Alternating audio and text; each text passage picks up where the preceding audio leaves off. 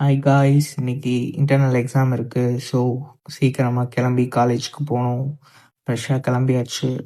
அப்புறம் நம்மளோட வண்டி எடுத்துட்டு ஜெட் வேகத்தில் ஸ்பீடாக நம்ம பஸ் ஸ்டாண்டுக்கு போயிட்டு பஸ் ஸ்டாண்டை பார்க்கிங் லாட்டில் விட்டுட்டு, இந்த பார்க்கிங் லாட் எத்தனை பேர் யூஸ் பண்ணுறீங்கன்னு எனக்கு கமெண்ட் பண்ணுங்க. அப்புறம் வேகமாக நான் பஸ் ஸ்டாண்டுக்குள்ளே போய் பஸ் பிடிக்கலான்னு போனால் பஸ் நம்மளை விட்டுட்டு போயிடுச்சு.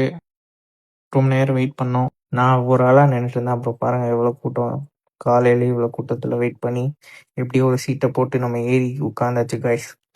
அப்புறம் திருநெல்வேலி ரீச் பண்ணிட்டு அப்புறம் தாழ்த்தல பேருந்தில் நம்ம தென்காசிக்கு போகிறோம் கைஸ். நார்மலாக யூனிவர்சிட்டி போகிறதுக்கு 15 சார்ஜ் பண்ணுவாங்க. பட் இந்த பஸ்ஸில் 23 ரூபா வாங்கிட்டாங்க கைஸ். கொஞ்ச நேரம் நம்ம புக் எடுத்துகிட்டு படிக்க ஆரம்பித்தோம்.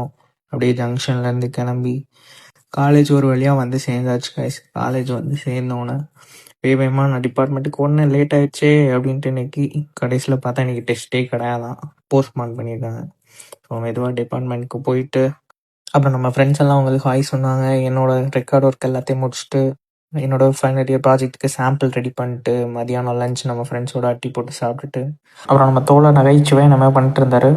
அவரை பார்த்துட்டு சிரிச்சுட்டு என்னோட வீடியோ நண்பர்கள் பார்த்தாங்க. அப்புறம் முடிந்தது காய்ஸ், கிளம்பியாச்சு ஊருக்கு. அப்புறம் பஸ் ஏறி மெதுவாக தூத்துக்குடி கிளம்பிட்டோம். அப்புறம் பைக் எடுத்துட்டு நம்ம வீட்டுக்கு வந்தாச்சு கைஸ். இன்னையோட நாள் முடிந்து விட்டது. அப்புறம் நாளைக்கு ப்ராக்டிக்கல் எக்ஸாம் இருக்குது, அதுக்கு படிக்கணும். போயிட்டு வரேன். பாய்.